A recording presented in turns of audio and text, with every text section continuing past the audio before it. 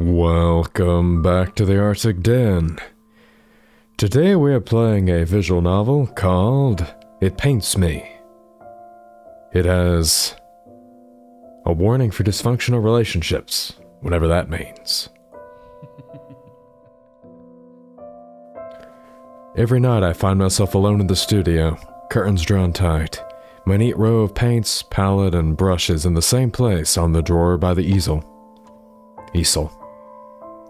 The canvas upon it sits, as always, unfinished, Marie's half-painted face frozen in empty song. It's laid out, as it always is when I awaken here. Marie is nowhere to be found. She must still be at the theater. Even when the curtains fall and the stage lights dim, the night is forever young to its star sopranos. So you're depressed, got it. I would always wait outside her dressing room, rose in hand, scores of other bright-eyed admirers spilling through the halls, though she alone was mine, and I was hers. It's cold, bitterly cold tonight, but still I draw the curtains and open the windows wide. There's a stench in the room, deep, damp, sickly sweet, and I can't ever seem to be rid of. Besides that, the fumes of the linseed oil make my head spin. Are you dying? I think you're dying. Like every other night, I measure out the paints, arranging the small dabs of color on my palette from lightest to darkest. Titanium white to cadmium yellow, to corpse brown and lamp black. Why is there a color called corpse brown? I wet my brush with oil and gently start mixing the pigments. It feels just a little bit like magic, watching them swirl and mix, forming new colors from old.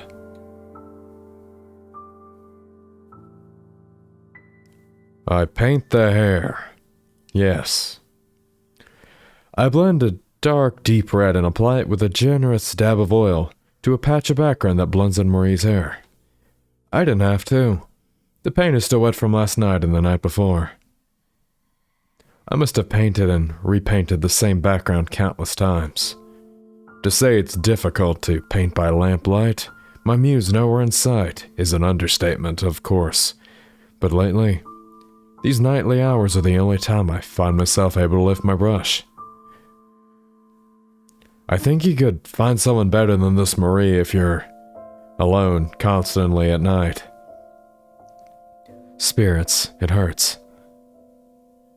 I had joked at the pain that forced me away from the tailor shop meant I could finally return to my paintings at the very least. I was never good at humor. Marie had sensed my worries, consoled me in her voice that could charm stone to life. "Oh, Sam, don't worry. I have roles lined up for months. Go ahead and paint. We can still live comfortably." It hurt. A small part of it did, beyond the physical, beyond the ailments to seek her permission. To be unable to care for my darling, the way I had when we were young, brimming with talent but crushingly unknown. Well, she had been. I was and still am nothing. Ah, yes, a true expert. But perhaps, finally, it'd be my turn to bring my vision to the world. If only it didn't hurt so much. Time passes and I still don't manage more than a few strokes. I think you need to stop painting and go back to your other job. Maybe a different job. Perhaps time hasn't passed at all. The broken clock on the wall would suggest as much. Perhaps the seconds have lain still. The world outside unchanging and I, the only thing that moves. Have I moved? Is repeating the same brushstrokes like a clockwork doll movement? I shiver and sigh. Perhaps sleep would be a better endeavor. Perhaps the next night will meet more success. I stand, setting aside my paints and palette, and slowly move to shut the windows. I stop. There. Out in the front garden, barely lit by a street lamp, stands a figure that can only be Marie. She bids goodbye to another figure, tall, broad-shouldered. Then she laughs. A beautiful laugh, a heartfelt laugh, and embraces him before he makes his reluctant exit on a carriage stopped by the gate. Oh. For a moment I don't know what to think. A friend, A co-star. I didn't see his face, but Marie's social circle had eclipsed my own. It must be. But why would he come to our home? Why would she laugh that way? In the garden, in the midst of walking to the front door, humming to herself. For a moment, her eyes go wide, and she blinks as if shaking herself from a daze. I instinctively step back from the windows. Perhaps it's guilt that makes me do so. Marie is finally home. How could the first thing I think upon seeing my darling be the worst thoughts my mind could conjure? Well, if, she stared at you eyes wide, she's probably cheating. You can always do better. Normally. For the first time in many nights, I feel just well enough to leave the studio. I'll prepare her a pot of chamomile tea and put poison in it because she's cheating on me. Like she used to do. What? Wow, we finally left the studio room. She's probably cheating. Because you haven't done anything. Perhaps I was shut in the studio too long. How could I become a stranger quickly to my own house? The memories are fuzzy. The years blur together like a wash of oil colors. My mother and I carrying our sparse luggage, stepping inside for the first time. My stepfather laughing, elbows on the table, chattering over something he read in the paper. Then silent hallways and empty rooms. And then myself, welcoming my new bride to these solitary halls, hanging our newly taken portraits above the mantel. The walls are barren now. I feel the walls in the dark, leaving sticky trails of paint behind, tracing the places where I used to hang. The paintings. The paintings that framed the seaside landscape I'd painted on our honeymoon. The watercolor sketch of Marie, that couldn't hope to capture the sheen of her hair. Gone, cleared away. The naked walls stare blankly at me. Confused but with nowhere to go, I continue through the house. You should probably leave. As I walk by, well, no, she needs to leave, this is your house. As I walk, I pass the furniture my stepfather left me. The shelves and tables that always seemed so large and grand as a boy, now missing or mantled and they quite linen. Okay. So that girl is supposed to be Marie? I think.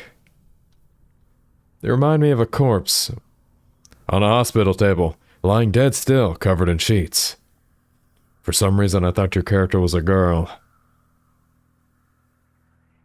A surprise to be sure, but you're being cheated on, so. Where are the knives? Marie? I try to call out, but phlegm blocks my throat. I don't know how to say that. Marie? It slicks off my tongue like a serpent uncoiling. I'd always loved her name, free of harsh syllables, Marie. It was a name like an impressionist fleur, painted in soft strokes with a fine oil brush. I cannot speak. It was the greatest joy in the world to join my name to hers. Silence fills the halls, a long drawn-out silence, a held breath. Personally, I like foreign names. Like Kaito. I think that flows better than English ones. Maybe I'm just a nerd. Finally, she answers. Wow, don't you look depressed? Is this a dream? I cough again, another long wet trail dripping from my lips. Is it a good dream? I don't know, it feels like a nightmare. An awful, wretched nightmare.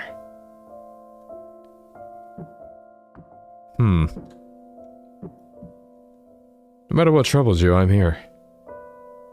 She stands at the edge of the staircase, shaking, a candlestick in hand. What do you look like for her to be afraid of you? Man, I feel like this is more than just simple cheating. What have you done? I don't see her expression on her face as she screams.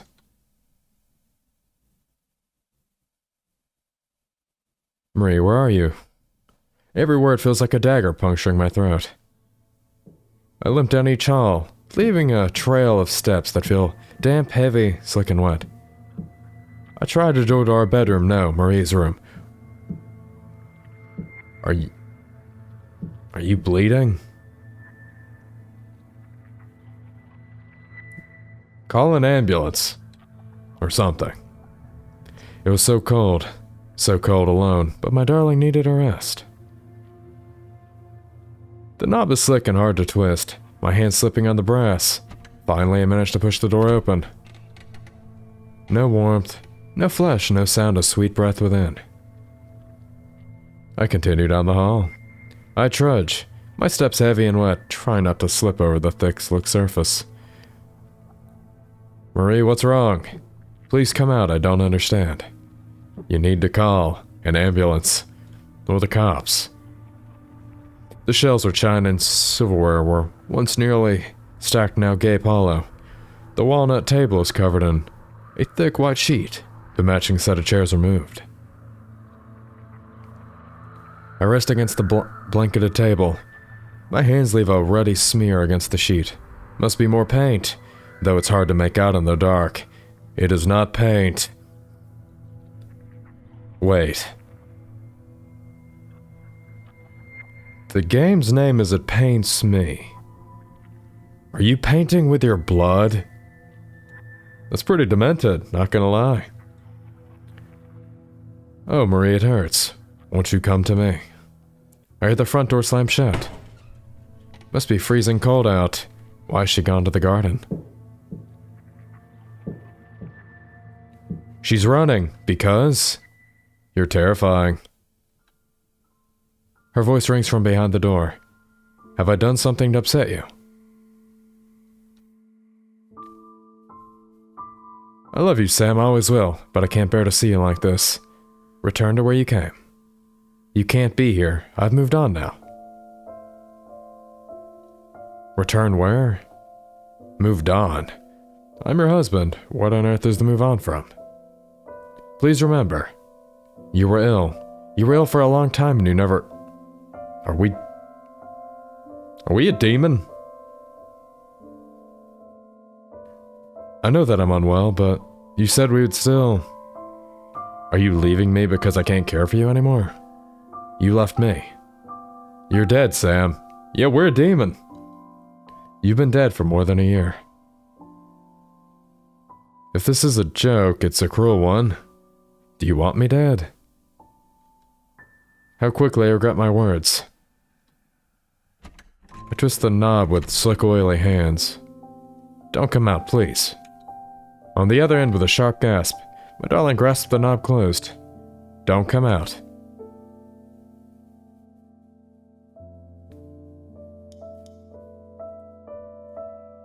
Let's do the right thing and let her go. Because we're dead. Forgive me, I can see you don't wish to speak to me right now. Whenever you do, whatever this is about, I'll be waiting. I leave the door. It's so dark, but dawn will soon paint that dim black sky. Spirit, it hurts, it burns. I feel no breath in my lungs. My chest could be a hollow cavity, slippery and wet, spilling with hot, sickly fluid. It hurts. Because you're dead. You shouldn't be alive. This Marie's floor-length mirror. No, oh no. No, no, no.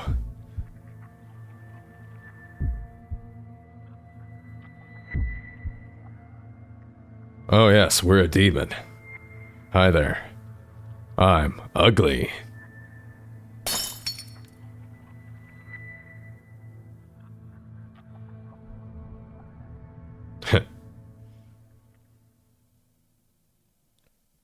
I'm in a studio.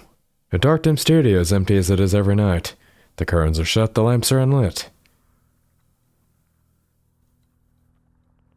After all, I no longer breathe. The handle of a door turns behind me. Slowly it creaks open and a figure steps inside. It's me. He limps more, then he steps in with a crooked motion against the floor. dragging his body along like a wet, wide brush, as swathes of red pool at his feet. What the hell happened to you exactly? Icon of affliction. Samuel. He speaks in my mother's voice, a pitched cry of commanded dependency. Give up your suffering. Give up on this. Come into the earth with me. My hands are too slick to hold my brush. I stab it into my flesh and fix it between my bones. Sammy. He speaks in my stepfather's voice. Don't suffer anymore. Forget your pain. You are nothing already. Come into the void with us. My brush is drying. I plunge it into his chest, wet with his oily breath. It seems like you refuse to die. He speaks in my voice. This won't make you worthy of love. Not the world's. Not Marie's. Not your friends or peers or critics. Come back to our grave. End our suffering. You know I don't do this for love. I clean my brush with paint thinner. My words are only partially true, just as his words are not fully wrong. Neither my rotting corpse, nor the memory of what was once Sam will gain a thing from this toil. I paint the hours away. The clock on the wall never turns its hands. Oh, it hurts. Every movement of my hands leave cracks in what's left of my brittle bones. He stares at me all the while, silent, still like a mirror. If I loved him, I'd stop. I would crawl to my grave like he wishes, but I love this more than I love myself. I birthed him from within me, and as I create, so too am I born. He and I are beautiful. What?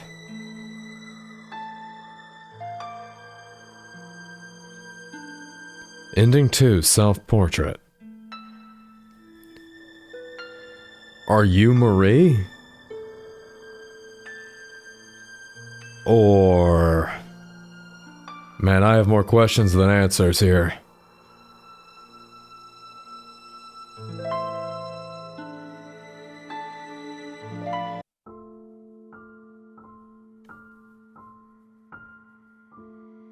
So... You're Sam, you're a guy, but your self-portrait is of a girl. Are you Marie? Let's force the front door open and see what happens. This should leave. Not until you tell me what's going on. Are you leaving me? My darling utters a sharp cry as the hinges groan against the frame. I instantly forget her sharp words as I limp towards her side. Marie, are you right? I'm sorry. Stop it, Sam. I'll keep you alive. Every time I sing, I'll sing for you. I'll keep you in my song and my art. But it hurts. Her shrill voice grates against the ooze spilling forth from my ears. Huh. Your art. It was always about you. Your fame, your voice. Your needs, your wants, your desires. You were a work of art, of course, but did you ever think about me? Did you ever think about poor Sam dying alone in a cold white room? Poor Sam who couldn't even hold a brush in his hands at the end. Poor Sam left to rot into nothing. A year was all it took to forget me. I'm shaking her, leaving smears of dark muddy paint over her pale shoulders. It is not punt, or paint. The carriage doesn't stop for her. Of course it doesn't. My dearest is a wisp of dark curls, a black gown billowing in the night like a shade. She should be light as a breath, soft as mist. Wow. The song that comes is the scream of her breaking bones, her ripping flesh in the breath that leaves her lungs. Ah, but every sound my darling makes is beautiful. 'Cause she's dead. 'Cause you're a demon or something. Her blood pools around me, syrupy and dark, a color so deep no artist's pigment could hope to capture. It is not Sam that I see staring back at the deep pool of our blood. Wait.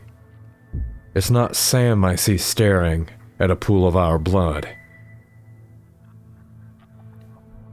Does Marie have multi-personality disorder or something?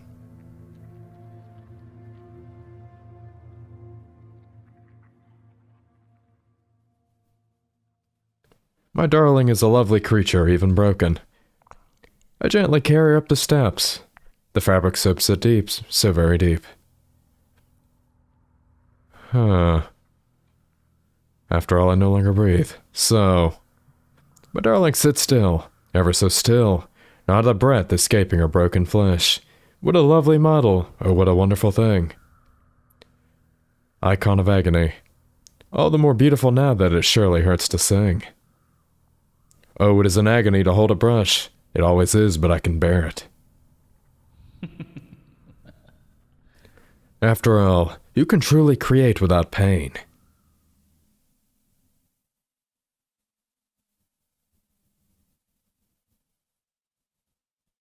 Ending 1, Muse.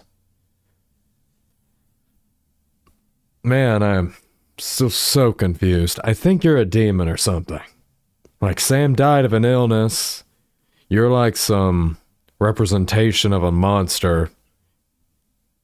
She still loves you, maybe? Or you are her? I don't know. This story is weird. I like the art style, though. Some people don't like these rustic-looking art styles. I do. It's not a bad story. Wish I understood the plot a little bit better, but maybe that's the point of the plot, to be confusing.